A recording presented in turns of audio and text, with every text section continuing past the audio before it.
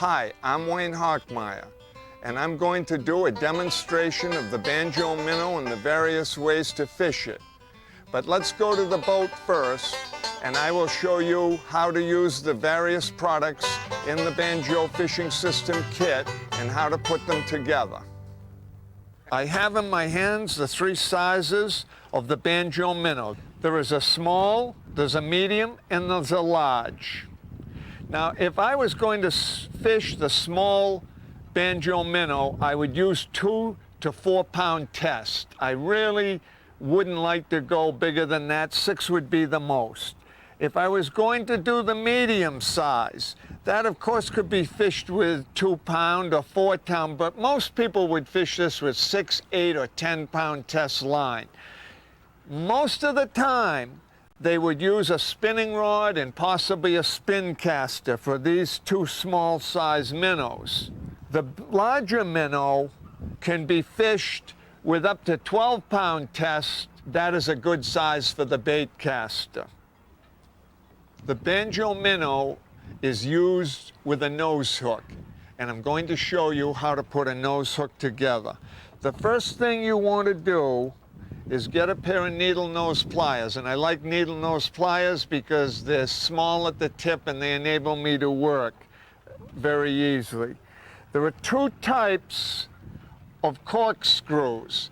There's a large size and a small size, and there are 2 sizes of hooks, a large size and a small size. There is a number 8 hook and there's a number 6 hook. The number 6 hook is the largest hook. You can put the larger size corkscrew on the smaller hook and vice versa.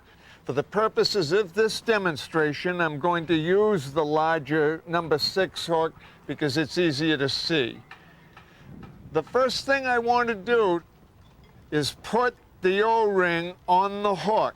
So I slip it right over the point of the hook and down there. The next thing I want to do is take the big corkscrew and put that right next to the hook, right there. I want to then take a pair of needle nose pliers and close the opening on the corkscrew so that it will not come off the hook. I just pinch it closed. Next thing I want to do is put another black O-ring on the hook. I like to put the O-rings on each side to keep it in place so that the hook doesn't catch itself in the bait. Now, some people only use one on one side or the other, and actually some people don't even put them on a nose hook, but I like to help prevent the bait from hooking itself. Now that I have the hook tied to the line, I'm ready to attach the minnow. I just push it right in the front and screw it right in. And I put it sideways. The next thing I'm going to do is put on the banjo weed guard. I take the rubber weed guard and I slip it in the eye of the hook. If the opening is a little too big, I take my pliers and sometimes I just crimp it to close it a little so that the weed guard doesn't pop out. Once I have the rubber band weed guard in the eye, I take it and I put it over 2 fingers like that, and I pull it up and set it behind the barb of the hook, and I've made the hook weedless. And now I'm ready to fish. I have in my hand a number 8 banjo hook, and I'm going to now use the banjo nose weight, and I'm going to show you how to assemble it. I simply take it, stick it on, take my needle nose pliers, and crimp it shut. I make sure that it won't come off. Now I'm ready to put the minnow onto the nose weight. Put the weed guard in place, and I'm ready to go fishing. I'm now going to show you how to rig a banjo jig to use with the banjo minnow. Take one of the O-rings, slip it right over the point of the hook. This side of the O-ring, I take my corkscrew and I pinch it closed. I'm going to use a medium-sized minnow and screw it right in. But this time I'm going to leave it in the vertical position so it will look like it's feeding as it comes across the bottom like that. I don't usually put this on its side. I like it where it's a feeding minnow as it goes across the bottom. Here's a trick. Always on any hook, make sure that the hook point is below the rubber band by feeling like this. And if you are going out and you ever find it popping off, if you take a pair of pliers and just twist this down, push the hook point down so it is just below the rubber band, the lower you push it, the more weedless it is. But usually when you hook it up, it'll be just right. I'm going to show you how to put a banjo rattle together. You take a corkscrew, slip it in to the circle, and then I pinch it close so it won't come off, and I'm ready to put it into the bait. There are a number of places I can put it on the minnow. Some people like to put it right under the throat. Some people like to actually put it on the sides, the top or the bottom. I happen to like it right under the throat because I like it to look, if I'm using the red rattle, like that the gills have been damaged. I bring it right up there close to the fish. Surprisingly, it doesn't hurt the action of the bait that much. But you have to remember, you're using this in cloudy or murky water to attract a fish to it. So he probably isn't going to see it. He just sees a piece of red near the throat of the fish or the gill section. When you get done, you don't want to use it. You're in clear water. You just unscrew it back out.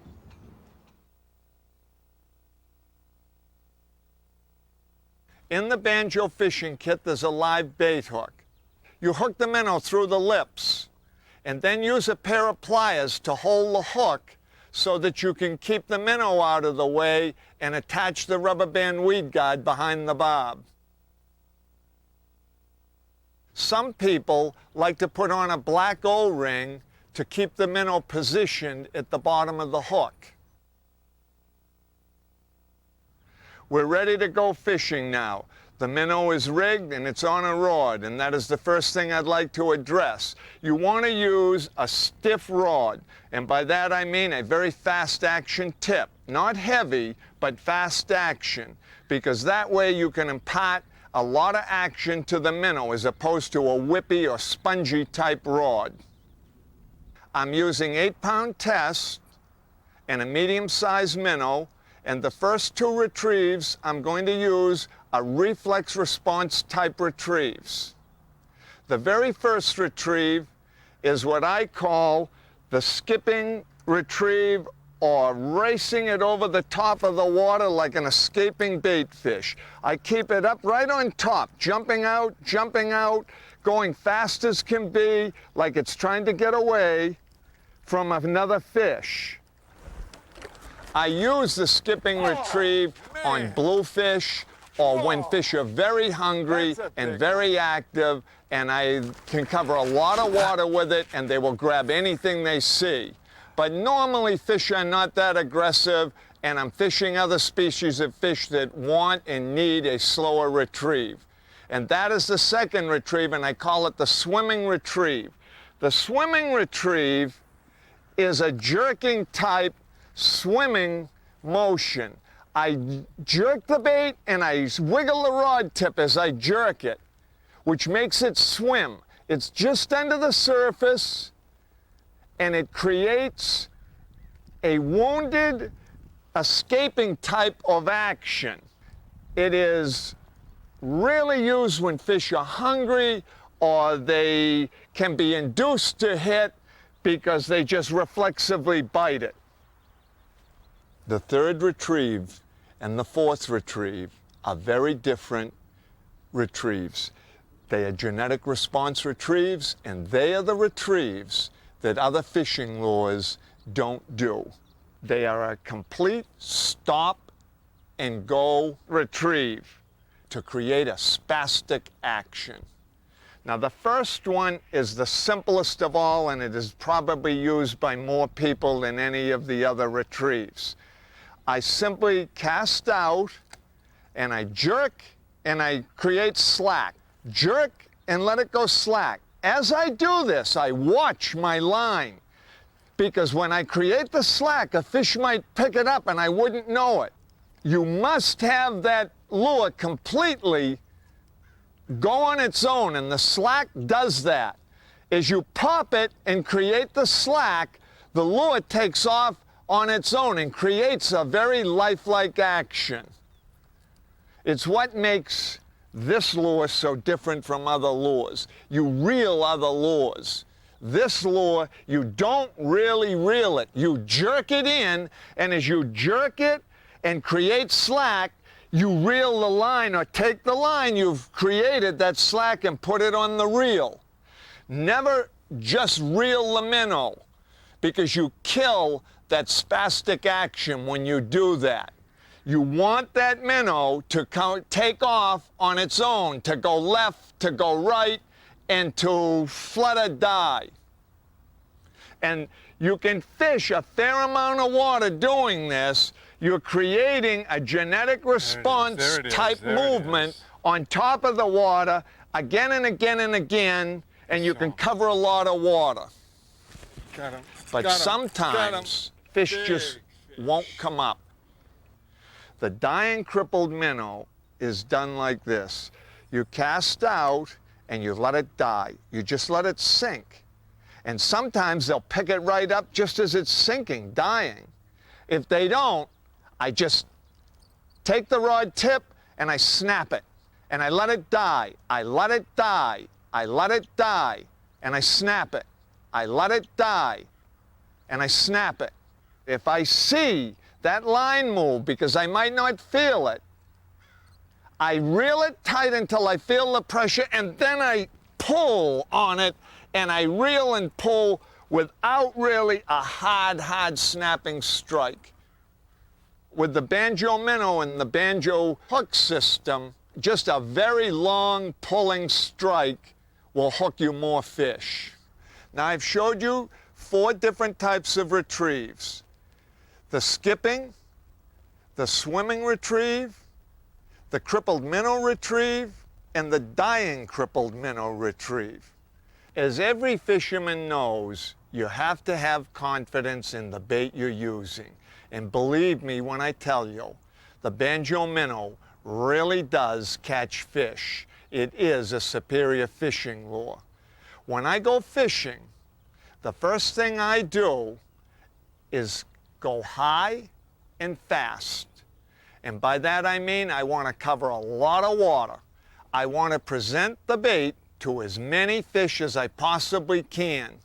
So I'm either skipping or swimming the minnow just as fast as I can do it and make it look lifelike. But if I don't get bites, I slow down. I start to slow down. So a lot of times I'll start with a skipping. I don't get bites, I'll go to the swimming.